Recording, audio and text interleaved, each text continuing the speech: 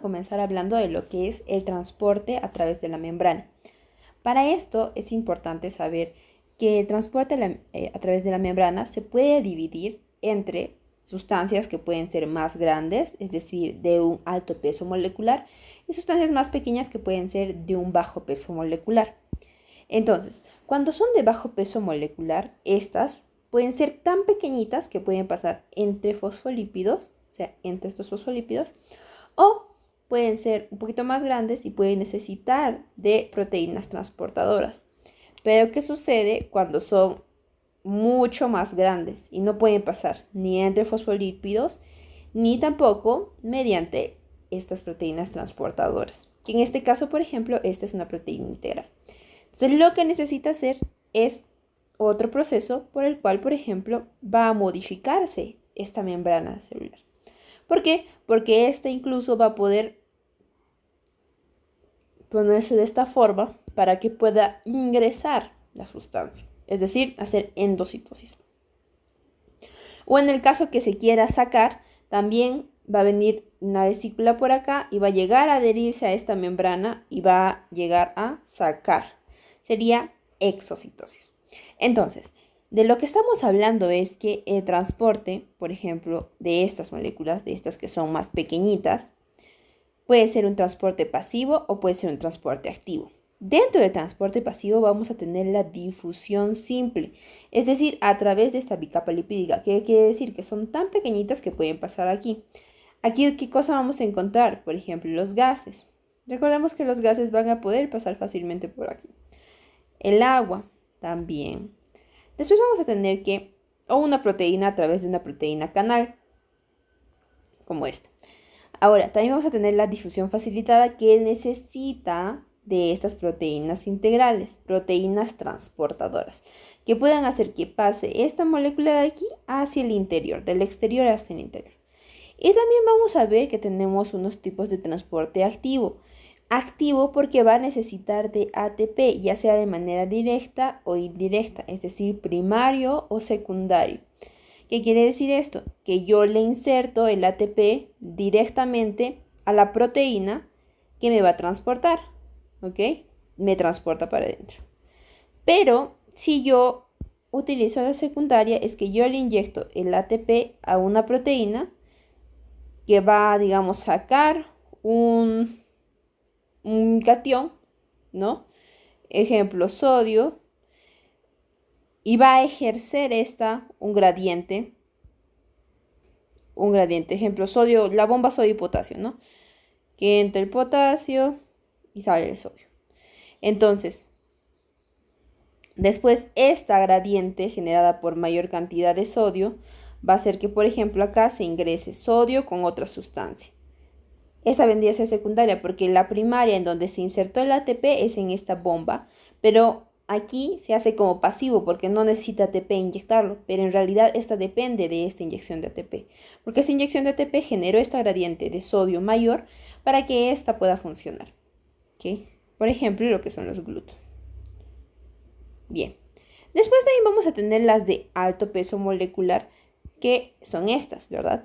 Entonces, de alto peso molecular pueden pasar por endocitosis. Eso quiere decir que nuestra membrana de lo que está así, cuando hay una molécula grande, por ejemplo esta, que va a llegar a querer ingresar, esta se va a querer transformar en una vesícula. Entonces, va a llegar hasta este punto y va a transformarse en una vesícula y va a ingresar a la célula. Y cuando quiere salir, es el caso inverso. Una vesícula del interior con esta molécula grande va a llegar a unirse acá y va a llegar también a eliminar esto. Ahora, en cuanto a los tipos de endocitosis, vamos a tener diferentes tipos, dependiendo de lo que está entrando aquí. Por ejemplo, imaginemos que esto sea bastantes sustancias pequeñas, ¿no? Pequeñas, pero disueltas en líquido, ¿no? Esto se va a llamar pinocitosis. Ahora, si son sustancias sólidas, grandes, Eso va a denominarse fagocitosis, por ejemplo. Fagocitosis o endocitosis mediada por receptor.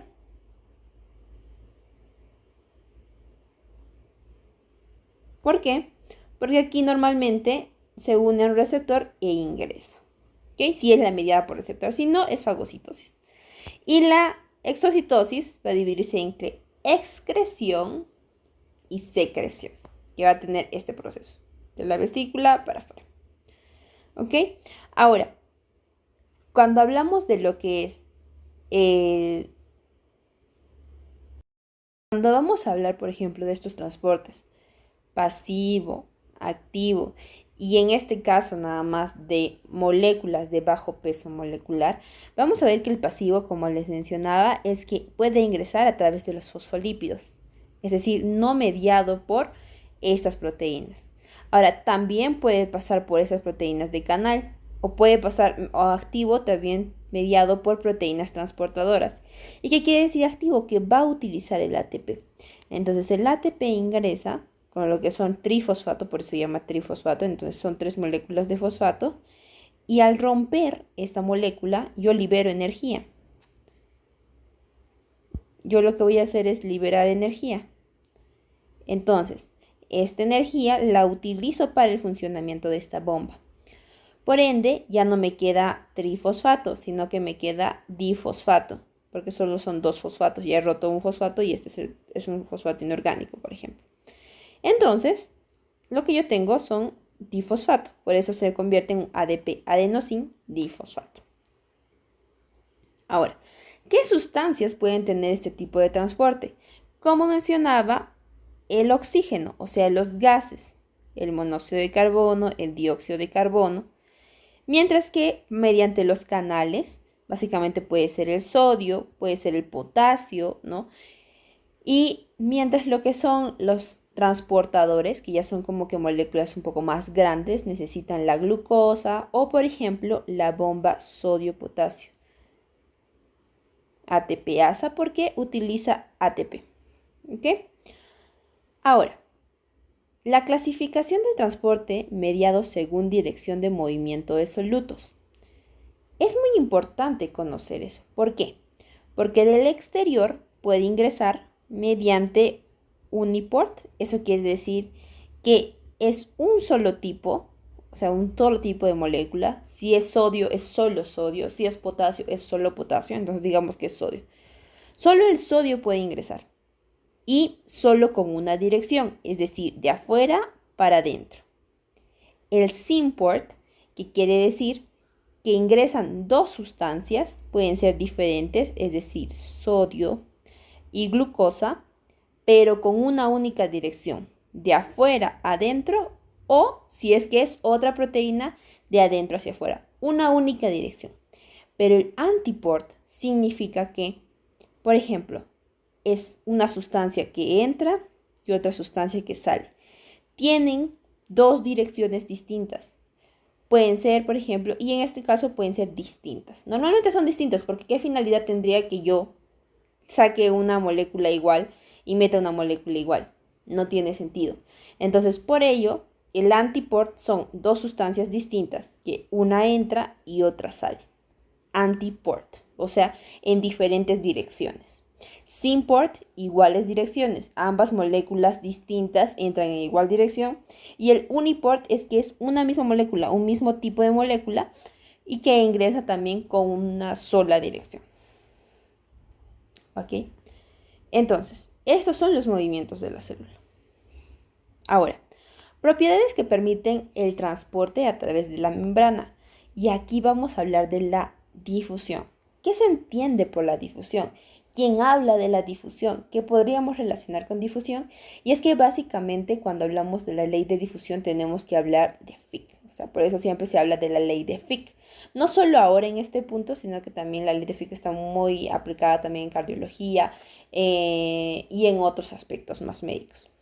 Que nos dice que los solutos, o en este caso gases, migran de una zona de alta concentración, que vendría a ser esta, a una zona de menor concentración.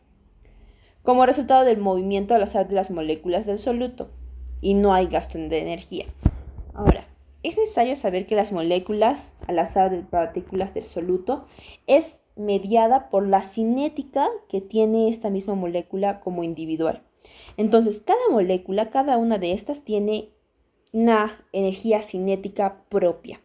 Y esta energía cinética va a hacer que ésta se mueva para acá, se mueva para acá, se mueva para acá, se mueva para acá y se mueva para acá. Es lo mismo que cuando tú echas un Sprite, o sea, cuando es un perfume y lo echas como que con Sprite. Esto comienza solo acá, o sea, las moléculas están altamente concentradas acá, pero después van a ver que eso se va a disipar en toda la habitación, o sea, vas a oler un poco siquiera del Sprite en toda la habitación. Porque estas moléculas que están altamente concentradas aquí tienen también una alta energía interna. Y esta alta energía interna va a hacer que éstas se muevan para todas partes y pues se movilicen a donde hay menos moléculas. ¿Ok? Porque no chocan. Se movilizan a donde hay menos moléculas. Y así es como pasan de uno donde están más concentradas a otro donde hay menos. Y ahí pueden disiparse, ¿no? Y terminan. Ahora, movimiento a favor de la gradiente. ¿Qué se explica con movimiento a favor de la gradiente? La gradiente quiere decir que de un lugar de mayor concentración van hacia un lugar de menor concentración, por la misma fuerza cinética y porque también de alguna manera estos se repelen. Entonces, si hay espacio para que estos puedan estar dispersos, van a tratar de estar lo más dispersos posibles. Ahora, también es importante hablar de otra terminología muy importante. Este es un ejemplo de básicamente la difusión, de que estas moléculas entran concentradas, por ejemplo, la pintura, cuando tú la pones en el agua, al inicio llega bien concentrada, pero después vas a ver que de un tiempo como que se diluye, como que si está de un color intenso, va a después terminar como que con un color mucho más clarito porque va a estar diluido con todo eso, porque las moléculas de pintura en este caso se van a distribuir de una forma ya más homogénea por la misma energía cinética que les permite movilizarse entre ellas. Ahora, también vamos a hablar de la ósmosis. ¿Qué es ósmosis, no? Porque es un tema bastante tratado cuando hablas de la membrana celular. Incluso hay múltiples experimentos que hablan de esta ósmosis. La ósmosis es básicamente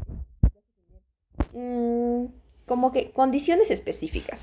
Por ejemplo, tienes una membrana permeable al agua, pero no al soluto. Imagínate esto. Tienes una membrana, pero los solutos son tan grandes que no pueden pasar por acá. Pero las que sí pueden pasar son las moléculas más pequeñitas, que son las moléculas del agua. ¿Ok? Entonces, ¿qué dice el concepto de ósmosis? Que si tú tienes un primer compartimento A, o sea, un compartimento A y un compartimento B, y en el compartimento A es un medio hipotónico, eso quiere decir que tienes menor concentración, digamos, de lo que es los solutos, que van a ser estos moraditos, y un compartimento B, que es un medio hipertónico que tiene mayor concentración de estos solutos, pero menor concentración de estas moléculas de agua, por ende no se pueden disolver. Y como el agua sí se puede transportar, el agua va a pasar de este medio donde es un medio hipotónico, es decir, menor cantidad de solutos pero mayor cantidad de agua, va a pasar a un medio donde hay menor cantidad de agua con respecto a la concentración de solutos. Entonces, ¿qué quiere decir? Que las moléculas van a moverse en esta dirección, de A hacia B, de agua, ¿ok? Para de alguna manera regular esta concentración. Y es básicamente lo que se ve acá. En un primer momento ponen esta membrana permeable al agua y ponen aquí solo 3 solutos y acá pues 8 solutos. Y tiene la misma concentración de agua. Un medio hipotónico y acá un hipertónico porque tiene mayor concentración de solutos. Lo que va a hacer las moléculas de agua es transportarse para diluir de estas concentraciones, estos solutos, de igual manera que están igual de diluidas que estas.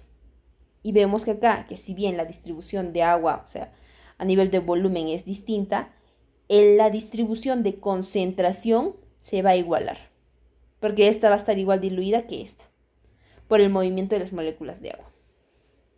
Entonces, en base a esto, tú vas a tener ciertas terminologías.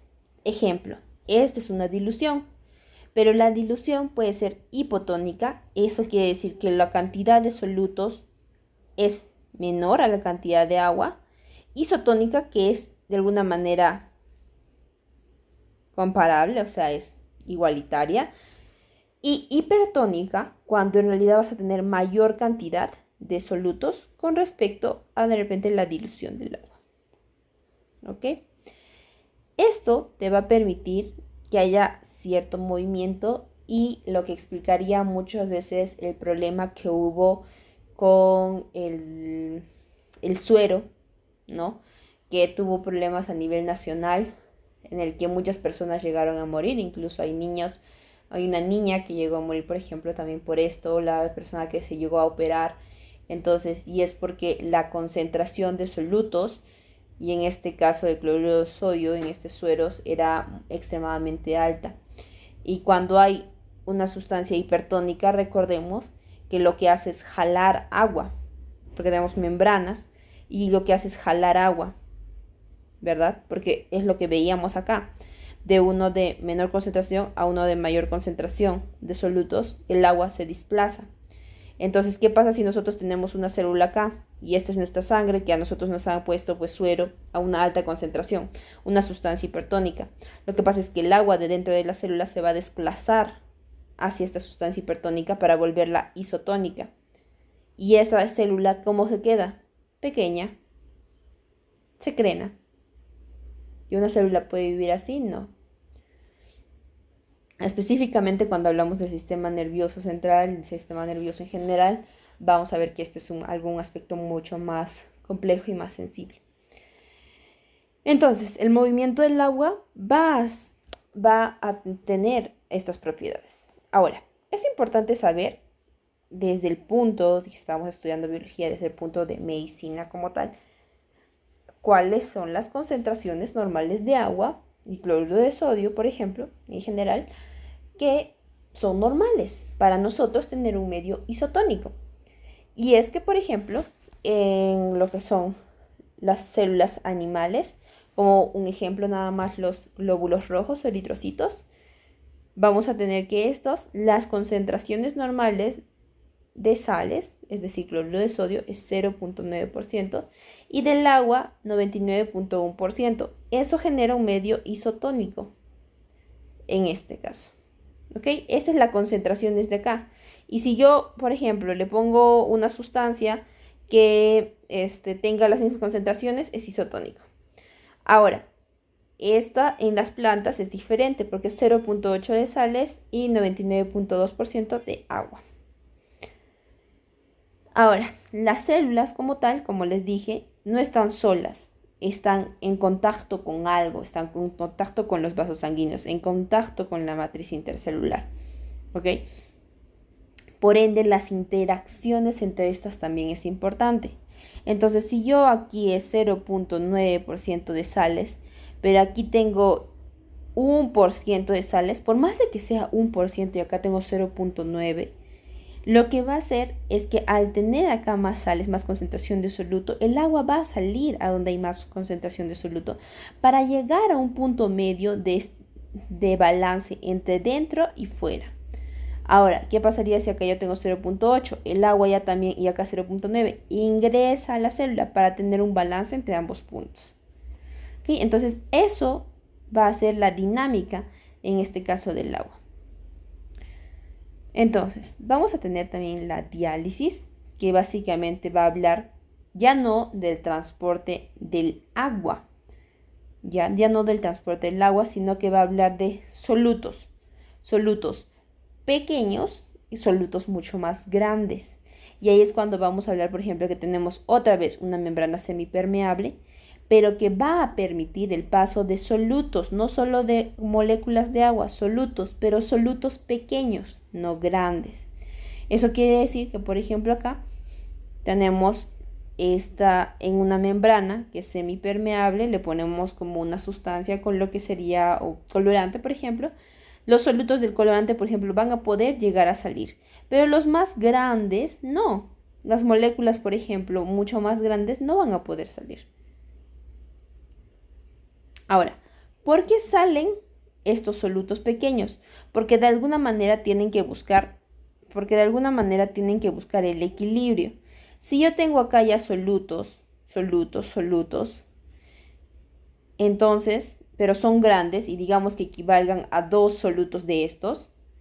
Si yo tengo 3 solutos grandes acá, debería tener 6 solutos pequeños acá para buscar un equilibrio. Eso se denominaría en este caso diálisis. Este es el ejemplo de diálisis. Entonces, también vamos a hablar que las proteínas de transporte, que aquí también se encuentran activas lo que son las proteínas de transporte. Aquí participan las proteínas de transporte. Ahora, hablemos entonces, después de hablar de esta terminología básica de lo que vendría a ser los transportes a través de la membrana, vamos a hablar de las características, por ejemplo, de los transportes. Hay unos transportes de moléculas de bajo peso molecular, ¿verdad? Que pueden pasar por aquí, entre fosfolípidos, o por aquí que va a ser entre proteínas.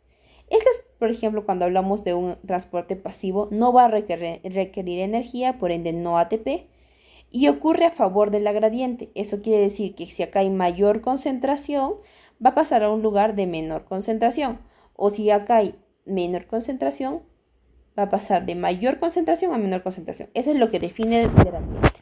Entonces, gradiente a favor de la gradiente, es decir, que de mayor concentración va a pasar a un lugar donde hay menor concentración. Ahora, puede ser por difusión simple o a través de la bicapa, es decir, acá, o por los poros específicos. Porque quiere decir que si bien acá hay proteínas, también van a haber poros específicos para ciertas sustancias. Entonces, la difusión simple a través de la bicapa va a darse en, como les dije, gases, ¿ok? Como lo que es el nitrógeno, el dióxido de carbono, el oxígeno o incluso el agua, que son unas moléculas bastante pequeñitas, ¿ok? El agua puede darse por esto o también por unas proteínas que van a ser las acuaporinas, ¿ya? Pero esta, por ejemplo, pasa, pero agua bastante poquito. ¿Por qué? Porque acá tenemos, recordemos, que tenemos unas sustancias hidrofóbicas, como son las colitas. Entonces, si bien sí pasa el agua por su pequeño tamaño, hay que recordar que generalmente van a pasar las sustancias lipofílicas, ¿ok? No lipofóbicas, ¿ok? Como el agua, por ejemplo.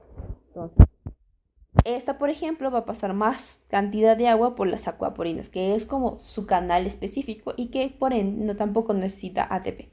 Entonces también va a ser una difusión simple. También vamos a tener, por ejemplo, los ácidos grasos. ¿Por qué? Porque son lipofílicas. ¿Ok? Pueden pasar claramente por acá. Los esteroides también, la urea y el glicerol. Y sustancias que sean pequeñas. Pero ¿qué sustancias no podrían pasar? La glucosa, por ejemplo. La glucosa es mucho más grande. Esta no puede pasar por acá fácilmente. Los aminoácidos, los nucleótidos e incluso los iones no pueden pasar porque pueden tener una especie de repulsión en este caso. ¿Vale? Entonces, ahora vamos a tener también que la difusión simple también puede estar mediada por difusión simple a través de proteínas de canal. ¿Qué quiere decir esta? Que, por ejemplo, como les hablaba acá, las acuaporinas son proteínas de canal, que en este específico caso va a permitir el paso del agua. Y cuando hablamos de caso del agua, vamos a hablar de también las propiedades que se relacionan con esta, como la ósmosis. ¿Ok?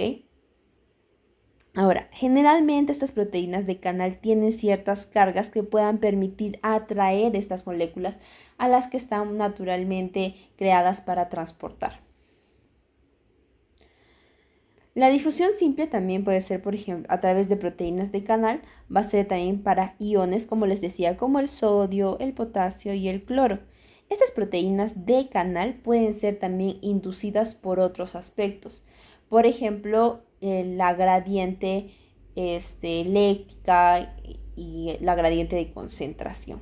Entonces, estos canales también pueden ser activados por ligandos. ¿Qué quiere decir? Hay mensajitos que dicen, oye, ábrete, ¿no? Entonces, dice, su estado de conformación depende del enlace de la molécula específica del ligando. Es decir, esta puede existir, pero puede estar cerrada. Entonces, una vez que se une el ligando, lo que hace es ábrete. Entonces, se convierte en una proteína de canal abierta y permite el ingreso, el paso de sustancias, que usualmente no es que una proteína de canal va a permitir el paso de todas las sustancias. Es decir, yo soy una proteína de canal y yo voy a permitir la entrada de todos los cationes. No, así no es como funciona. Generalmente solo un tipo de catión, por ejemplo, sodio, por ejemplo, potasio, o si es anión, también solo un tipo. Las proteínas GABA, por ejemplo, su activación reduce la inhibición neuronal y esto se relaciona mucho con los trastornos de ansiedad y estatus epiléptico, que no se controla la GABA. Ahora, la GABA es básicamente con el cloro. Entonces, su activación produce la inhibición neuronal. ¿Y qué sucedería si no activas esta? ¿No? Por ejemplo, el receptor canal GABA-A es un canal de cloro, como les decía, un anión.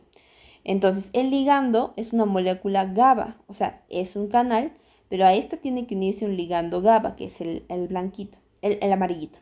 Entonces, la subunidad del receptor va a estar acá, el sitio de unión a barbitúricos, que no sé si han escuchado de los barbitúricos, pero que básicamente estos son los que consumía Marilyn Monroe y terminó desfalleciéndose. Y el sitio de unión también tenemos a lo que son los esteroides.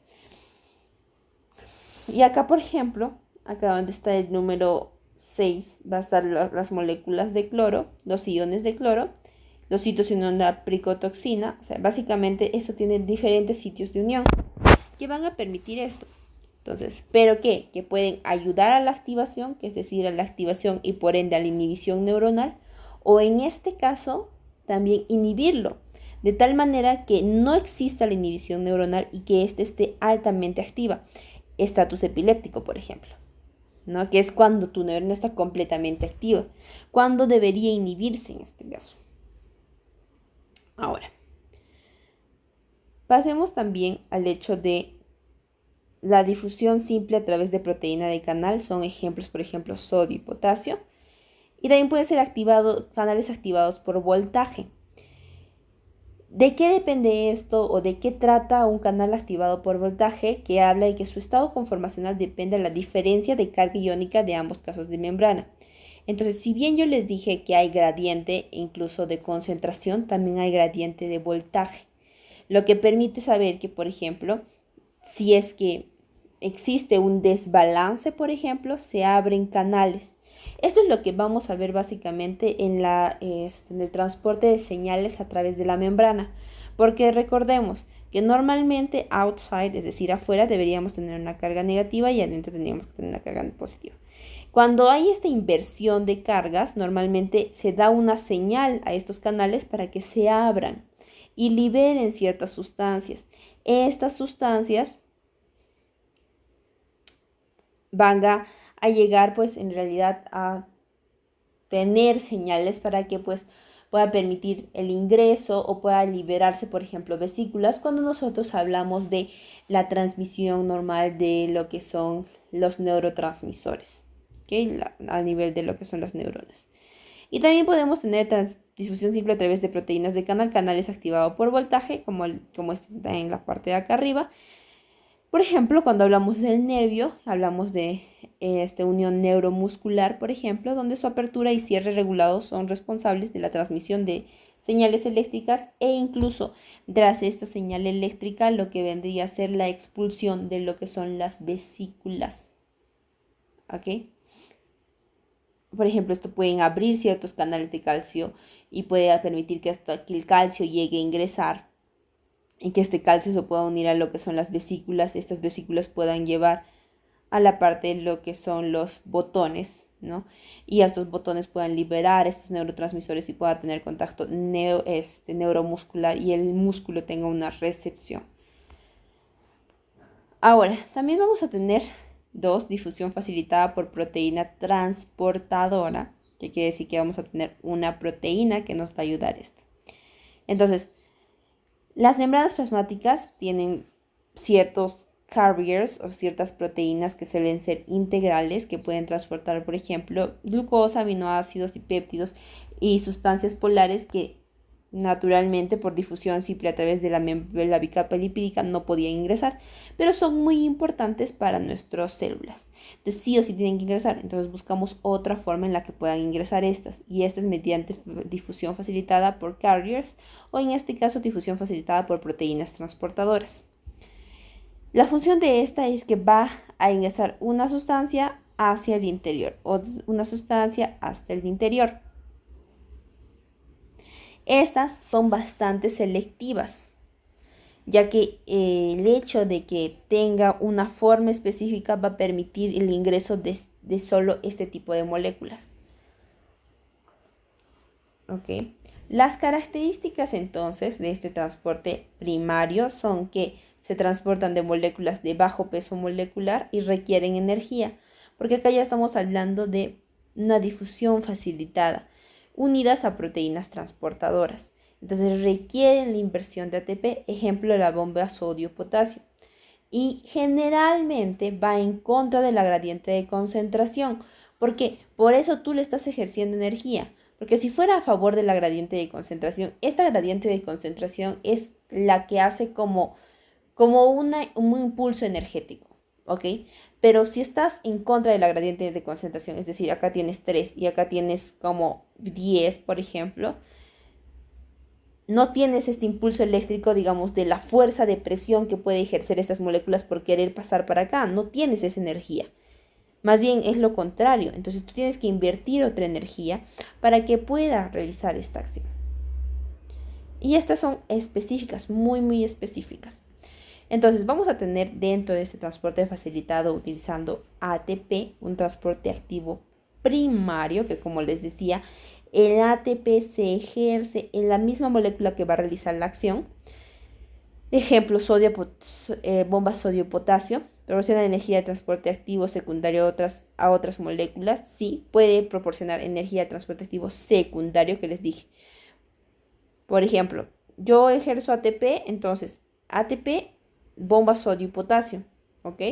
Esto es primario, pero de este primario puede venir un secundario, sí, porque al yo brindarle ATP y en este caso sacar mucha cantidad de sodio, puedo incrementar la concentración de sodio afuera, que hace que crezca la gradiente, o sea, que crezca la concentración de sodio afuera y como estoy sacando la de adentro, la concentración de sodio adentro disminuye.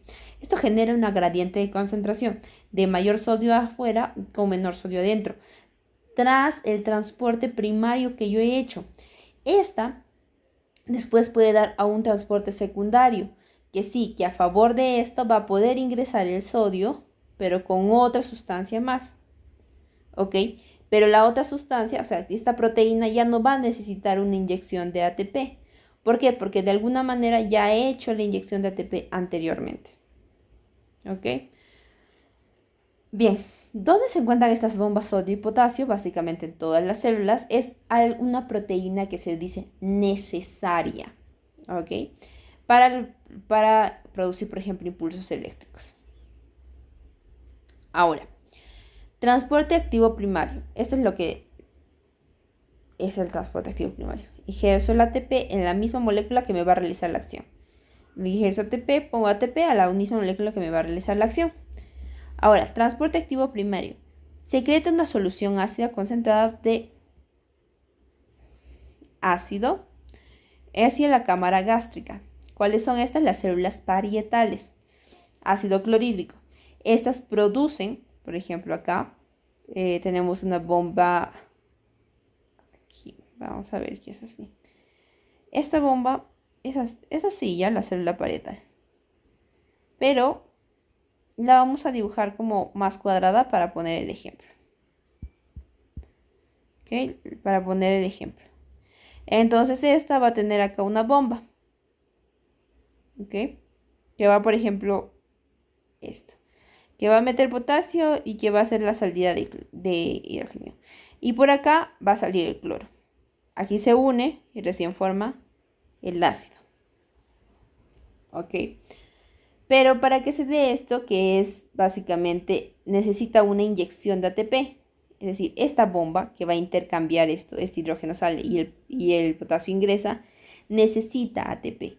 Por ende, esta va a ser una de transporte primario, porque yo le ejerzo ATP, ¿ok? Yo le ejerzo ATP y esta misma me realiza la acción. Entonces yo le meto ATP a esta misma y esta misma me realiza la acción. Esa es la palabra clave, que yo le invierto ATP a esta molécula A, por ejemplo, y esta misma molécula A va a realizar el transporte.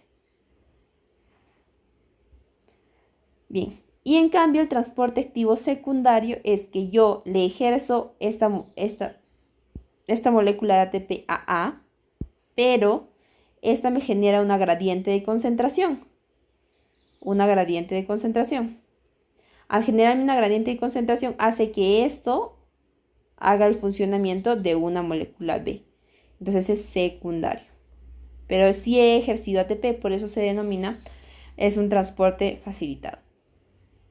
Activo, porque cuando hablas de activo es ATP. A de activo, A de uso de ATP, energía. Entonces, por ejemplo, cuando se habla de este transporte activo secundario, cuando le decía con los GLUTs de la glucosa, ¿no? Para yo absorber, por ejemplo, glucosa a nivel del intestino delgado, ¿no? Que es donde se absorbe más. Entonces yo tengo mi célula, mis microvellosidades no las voy a dibujar solo por ahora. Sí tendría que dibujarla, pero no la voy a dibujar. Entonces yo genero acá una gradiente de concentración porque por la bomba sodio-potasio ATPasa, entonces entro potasio y sale sodio. Ahora, la distribución es muy importante. 3 sodios, 2 potasios. Sale el potasio, genera una alta gradiente de concentración de sodio, incrementa, incrementa, incrementa, y los GLUTs trabajan con sodio y con glucosa. Entonces, esta gradiente va a hacer que estos GLUTs trabajen y metan sodio y glucosa. Pero, ¿cuál es mi finalidad de mí? Yo que buscaba la glucosa. Esa es la más importante para mí. Ahora hablemos de lo que vendría a ser la endocitosis y la exocitosis. Recordamos que estábamos estas en bajo peso molecular, o sea que al menos pueden pasar ya sea por proteínas de membrana o mediante lo que van a ser los fosfolípidos, ¿verdad? Pero ahora también tenemos otras que no son tan grandes que no pueden pasar por ninguna de estas dos formas. ¿Qué hacemos con estas? Lo que vamos a hacer es endocitosis y exocitosis. Y en cuanto a endocitosis vamos a tener, como les mencionaba, a pinocitosis,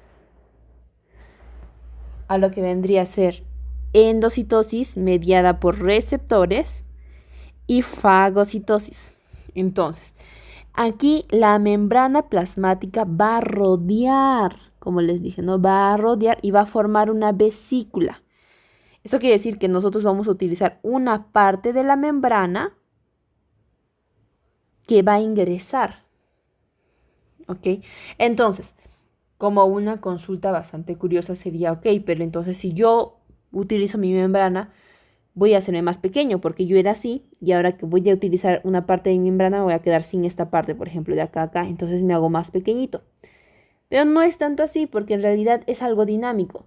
Si bien yo voy a utilizar esto para hacer una vesícula, es decir, endocitosis, cuando hago exocitosis utilizo otra vesícula que va a llegar a unirse también. Entonces, si esta vesícula mide de este acá a acá, entonces lo que va a hacer es el mismo tamaño, ¿ok? Porque esta vesícula está ingresando y lo que va a hacer es unirse nada más a esta membrana celular.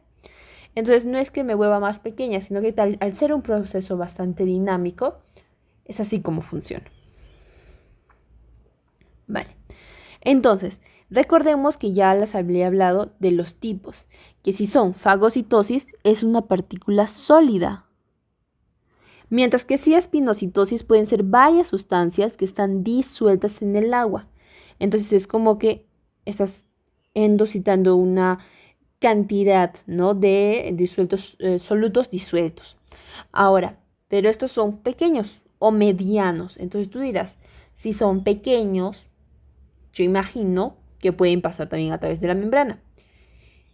Y la respuesta es sí y no, porque algunos de estos no solo son pequeños, sino que también, por ejemplo, son polares. Y al ser la membrana por lípidos apolares, no pueden pasar. O también, si incluso si fueran, por ejemplo, polares o cosas así, si yo necesito una gran concentración, o sea, yo necesito ahorita una gran concentración de ese soluto, yo no puedo esperar a que tú estés pasando lentamente por gradiente y todo eso, sino que yo mejor te hago pinocitosis, es decir, te endocito. Y esto mediado por receptores, que son sustancias que van a unirse a los receptores, y por ende esto va a reclutar ciertas sustancias, por ejemplo, como las clatrinas, que van a unirse y que van a hacer la endocitosis, pero también con proteínas asociadas a estas vesículas. ¿Ok?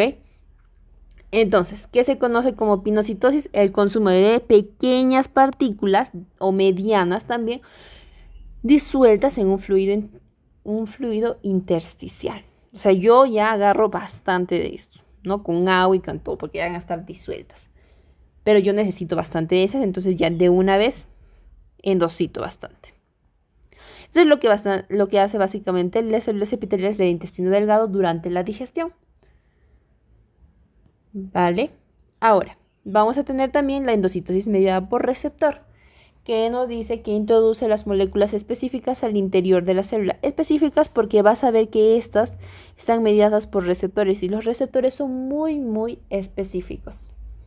Entonces, por ejemplo, nosotros vamos a hablar de las moléculas de LDL, por ejemplo, ¿no? Que van a tener un receptor, una proteína E, por ejemplo, una proteína E, ¿no? Que les va a permitir ingresar. Esa proteína E, muy importante para que estos puedan tener, una proteína D, por ejemplo, para que estos puedan tener contacto y que puedan ingresar al interior. Lo que pasa cuando, por ejemplo, tú tienes problemas con... Entonces, por ejemplo, la proteína E que me permite el reconocimiento del hígado, pero la apoproteína B, por ejemplo, que permite el reconocimiento de las células para que puedan ingresar. ¿Ok? Entonces es como que la que se presenta con el receptor de LDL. Si yo no tengo esta, no ingresa. ¿Ya? Entonces es por eso que también hablamos de endocitosis mediadas por receptores, porque son tan específicas. Por ejemplo, el LDL receptor y las partículas que contienen el colesterol, y acá la apoproteína B, que es importante que se una con el receptor para que pueda ingresar mediante estas uniones unidas a lo que vendría a ser los receptores, es decir, las clatrinas, que van a permitir formar lo que es la vesícula. Y la fagocitosis, que para acá tenemos nuestro rey de fagocitosis, que va a ser el macrófago. ¿Okay? Ese es el rey que nosotros tenemos en la fagocitosis, que introduce lo que son las grandes partículas y va a llegar a formar un fagosoma, porque hace fagocitosis. Y la molécula, o sea, la vesícula que tiene esta partícula endocitada, va a ser un fagosoma.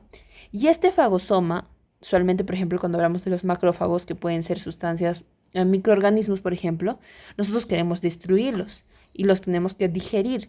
Y para eso nosotros tenemos un lisosoma, que es básicamente como una vesícula que tiene haciendo como un simbolismo como con nuestro cuerpo, sería una similitud con nuestro cuerpo, sería como el ácido gástrico para digerir lo que nosotros consumimos. Entonces el lisosoma tiene como el ácido gástrico.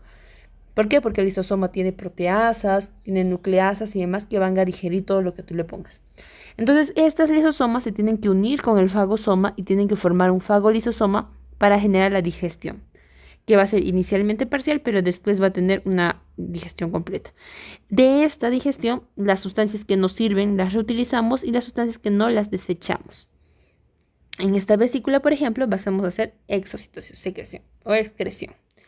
Entonces, fagocitosis es básicamente esto. Y exocitosis, vamos a ver que tenemos excreción. Es decir, cuando el contenido de la vesícula es de carácter residual. Una vesícula se mueve hacia la superficie celular, es decir, de una vesícula hacia la membrana. ¿Ok? Y endocistosis de secreción es cuando el contenido tiene una función importante en el exterior de la célula.